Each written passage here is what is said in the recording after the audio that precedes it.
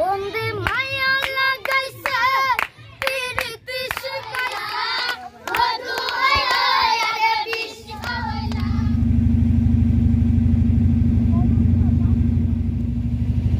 রোদ্রের জন্য আমি ক্যামেরায় দেখা যাচ্ছে কিনা জানি না।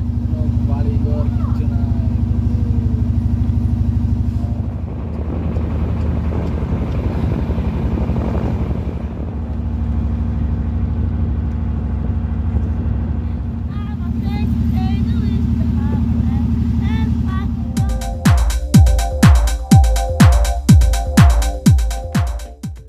আসসালামু আলাইকুম রহমতুল্লাহ, welcome to my channel and my page. আমার দুষ্টু মিষ্টি আপুমনি আর ভাইয়ারা, আপনারা সবাই কেমন আছেন?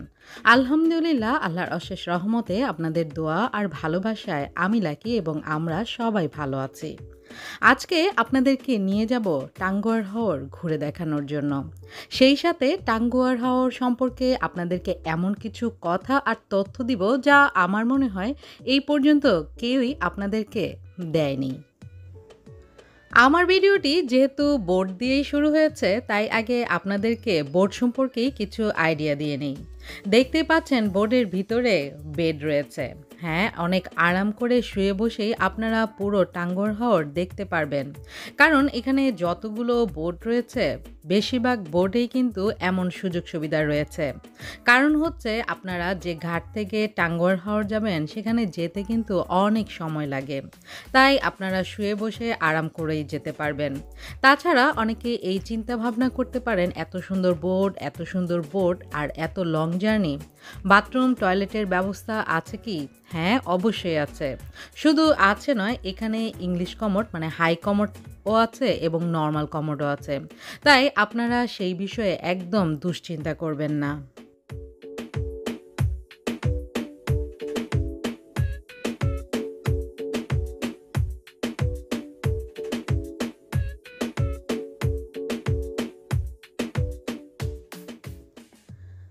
আমরা সিলেট শহর থেকে গিয়েছি এই ঘাটে, আর এই ঘাট থেকে বোট নিয়ে গিয়েছিলাম টাঙ্গুয়ার হাওরে। এখন আমি যে কথাটি আপনাদেরকে বলবো সেই কথাটি মনে হয় যারা যারা টাঙ্গুয়ার হাওরে ঘুরতে গিয়েছেন তারা কেউই বলেননি। আমি কিন্তু টাঙ্গুয়ার হাওরে গিয়ে সত্যি হতাশ। হ্যাঁ, ভালো লেগেছে, তবে অনেক ভালো লেগেছে তা কিন্তু নয়। কারণ হচ্ছে এখান থেকে এই ঘাট থেকে টাঙ্গুয়ার হাওর যেতে অনেক বেশি সময় লাগে, আর আমরা গিয়েছিলাম শীতের সময়। আর সিলেটের বেশিরভাগ সুন্দর জায়গাগুলো কিন্তু বর্ষার সময় সুন্দর লাগে। আপনারা জানেন শীতের সময় পানি অনেকটাই শুকিয়ে যায়, আর এজন্য ওখানে যে ওয়াচ টাওয়ারটা রয়েছে সেই পর্যন্ত কিন্তু আপনারা বোট নিয়ে যেতে পারবেন না। সেখানে যেতে হলে আপনাদেরকে হেঁটেই যেতে হবে।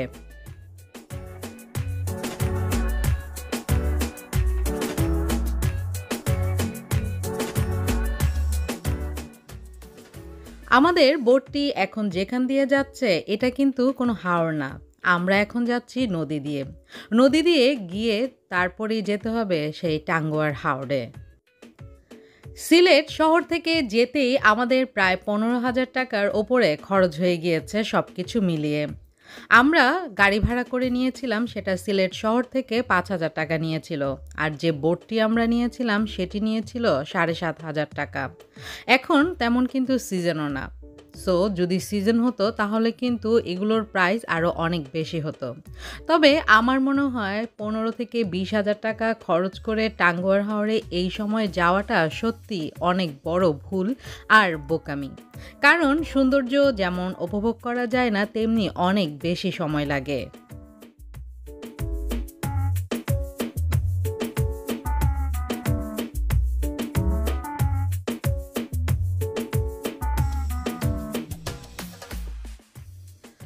টাঙ্গুয়ার হাওর যাওয়ার জন্য অনেকেই 2 দিন 3 দিনের জন্য বোট ভাড়া করে নিয়ে যান।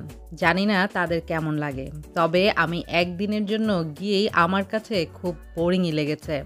কারণ হচ্ছে অনেক বেশি নীরব। আমরা যারা শহরের কোলাহলে থাকি তাদের কাছে সেখানে তেমন একটা ভালো লাগার কথাও না। হ্যাঁ, তবে যদি আপনারা বন্ধু-বান্ধব যাদের সাথে বছরের পর বছর দেখা হয় না বা যাদের সাথে আপনারা কোয়ালিটি টাইম স্পেন্ড করতে পারেন না, তাদেরকে নিয়ে আপনারা ২-৩ দিনের জন্য চলে যেতে পারেন টাঙ্গুয়ার হাওরে। এছাড়া যদি আপনারা এমনি শুধু নিজেদের ফ্যামিলি নিয়ে টাঙ্গুয়ার হাওরে যান, তাহলে আমি বলব শুধু ১ দিনের জন্য যাওয়াই বেটার। তবে একটা জিনিস কিন্তু এখানে অনেক ভালো। সেটা হচ্ছে এখানে যাওয়ার রাস্তা আর ওখানে থাকার ব্যবস্থা কিন্তু অনেকটাই নিরাপদ। থাকার ব্যবস্থা মানে এই নয় যে ওখানে 5 স্টার হোটেল রয়েছে বা যেকোনো হোটেল রয়েছে। ওখানে রাত যাপনের জন্য আপনাদের এই বোটটাই একমাত্র ভরসা।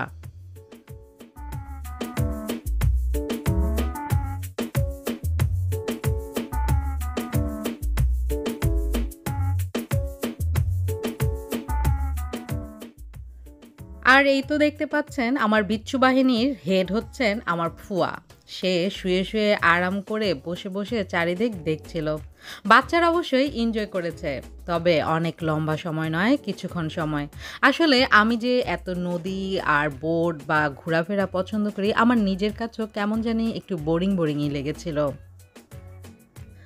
আর হ্যাঁ, খুবই জরুরি একটি বিষয়। সেটি হচ্ছে আপনারা যদি যান ১ দিনের জন্য, তাহলে অবশ্যই লাঞ্চ বাজারে করে যাবেন অথবা লাঞ্চ নিয়ে তারপরে বোটে উঠবেন। অথবা সেখানে যাওয়ার আগেই বোটের ওদের সাথে কথা বলে নিবেন খাওয়া-দাওয়ার ব্যবস্থা করার জন্য। কারণ টাঙ্গুয়ার হাওরে যাওয়ার পর আপনারা কিন্তু কোনো প্রকার খাবার পাবেন না। এমনকি শুকনা খাবারগুলো ভালো কোয়ালিটির পাবেনই না। বিশেষ করে বাচ্চাদেরকে নিয়ে গেলে অবশ্যই আগেই আপনারা খাবার ব্যবস্থা করে নিয়ে যাবেন।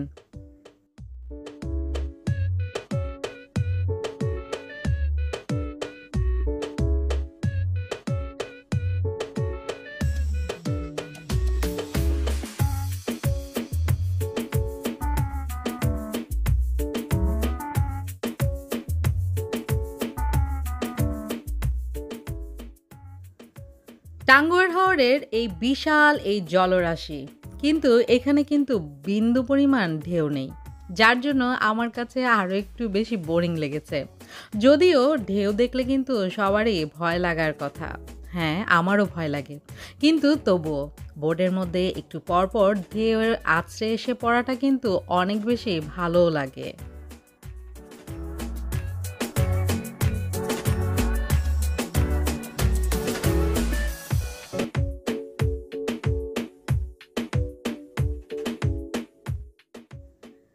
এই তো যে হিজলের গাছগুলো দেখতে পাচ্ছেন পানির ওপরে, বর্ষার সময় কিন্তু এগুলো সব কিছু একদম পানির নিচে চলে যায়। আসলে আপনারা যারা সিলেটে ঘুরতে আসবেন তাদের কাছে আমি অবশ্যই একটা অনুরোধ করব, শীতের সিজনটা ঘোরার সিজন হলেও আপনারা যদি টাঙ্গুয়ার হাওর, বাইক্কা বিল আরও অনেক যেমন বিছানাকান্দি, ভোলাগঞ্জ এগুলো জায়গায় ঘোরার উদ্দেশ্যে আসেন, তাহলে অবশ্যই আমি আপনাদেরকে সাজেস্ট করব আপনারা শীতকালে নয়, আপনারা বর্ষাকালে আসবেন। তাহলে আপনারা এই জায়গাগুলোর আসল সৌন্দর্য উপভোগ করতে পারবেন। আমার মতো গিয়ে হতাশ হবেন না।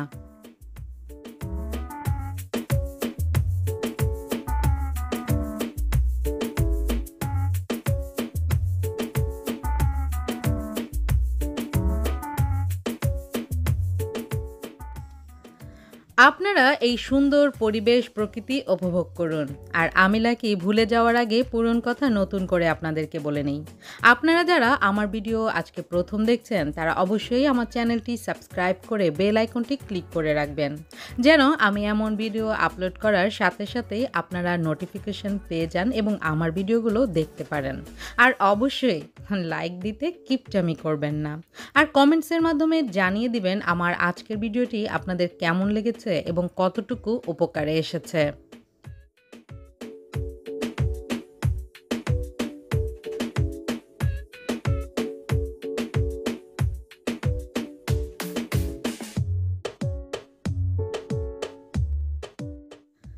তো যাই হোক, বকবকলাকি বকবক করতে করতে কিন্তু আমরা চলে এসেছি হাওরের একদম আসল স্পটে।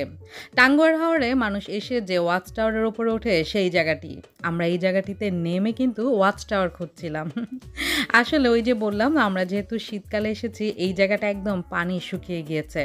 আর এই যে যে হিজল গাছগুলো দেখতে পাচ্ছেন এখানে, দেখে নিশ্চয়ই কেমন একটু ভয় ভয় করছে না?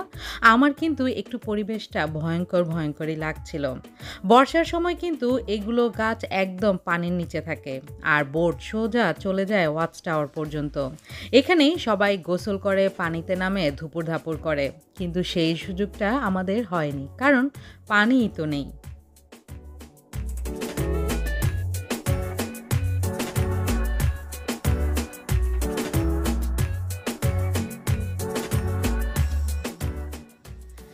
এই সেই ওয়াচ টাওয়ার, যেটি নাকি আমি বোট চালু হওয়ার পর থেকেই খুঁজছিলাম, কোথায় ওয়াচ টাওয়ার, কোথায় ওয়াচ টাওয়ার, কোথায়। কারণ টাঙ্গুয়ার হাওরের অনেকগুলো ভিডিওই আমি দেখেছি, আর সেখানেই দেখেছি বোটগুলো একদম ওয়াচ টাওয়ারের সামনে চলে আসে, আর সবাই বেয়ে বেয়ে ওয়াচ টাওয়ারের ওপরে উঠে, এবং অনেকে ওয়াচ টাওয়ার থেকেই জাম্প করে গোসল করে। কিন্তু এখানে যেহেতু কোনো পানি নেই, তাই আমরা কি আর করব, হেঁটে হেঁটে ওয়াচ টাওয়ার পর্যন্ত এসে অনেক কষ্ট করে বেয়ে বেয়ে ওপরে উঠে গিয়েছি। আর এই যে দেখতে পাচ্ছেন, ওয়াচ টাওয়ারের ওপরে উঠলে হাওরটা দেখতে কেমন লাগে, সেই সাথে হিজলের বনটা দেখতে কেমন লাগে।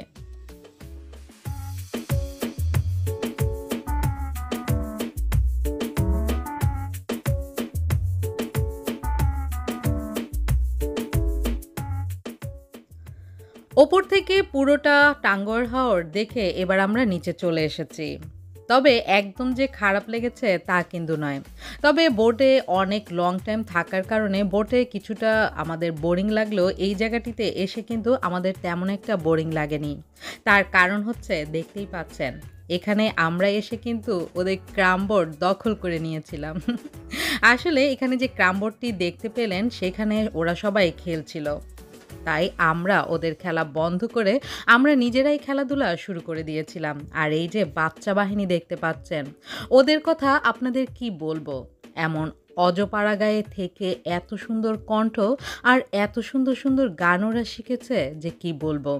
আপনারা টাঙ্গুয়ার হাওরে না গেলে যেটা সবচেয়ে বেশি মিস করবেন, সেটা হচ্ছে ওদের সাধারণ কণ্ঠে অসাধারণ এই গানগুলো।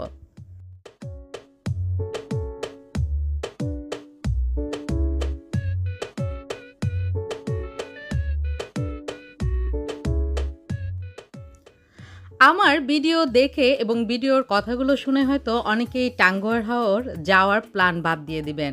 যারা বাদ দিয়ে দেওয়ার জন্য এখনই প্রস্তুত হয়ে গিয়েছেন, তাদের কাছে বলবো, টাঙ্গুয়ার হাওর যাওয়ার জন্য আপনারা আপনাদের প্ল্যান প্রোগ্রাম বাদ করবেন না।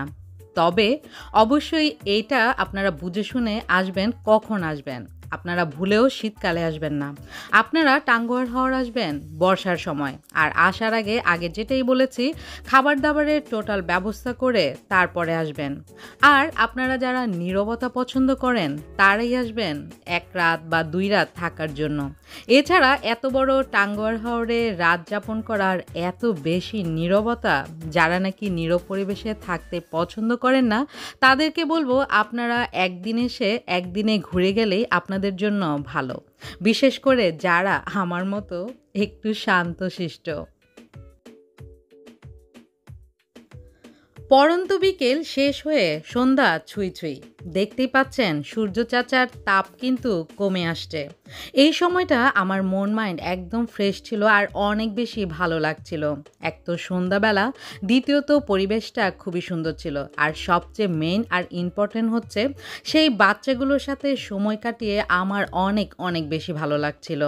তখন মনে হচ্ছিল আসলে টাঙ্গুয়ার হাওরে আসাটা আমার সার্থক হয়েছে, কারণ এত সাধারণ ওদের জীবনযাপন, তারপরও ওরা কত সুন্দর সবসময় হাসি খুশি থাকছে, কত সুন্দর করে গান গাচ্ছে, নিজেরাও আনন্দিত হচ্ছে এবং অন্যকেও আনন্দ দিচ্ছে। বকবকলাকি বকবক করতে করতে ভিডিওর শেষ পর্যায়ে চলে এসেছি। আজ তাহলে এখানেই আমি আপনাদের কাছ থেকে বিদায় নিয়ে নিচ্ছি। যে যেখানেই আছেন ভালো থাকবেন, সুস্থ থাকবেন, সুন্দর থাকবেন, আর অবশ্যই নিরাপদে থাকবেন। আল্লাহ হাফেজ। আসসালামু আলাইকুম ওয়া রাহমাতুল্লাহ।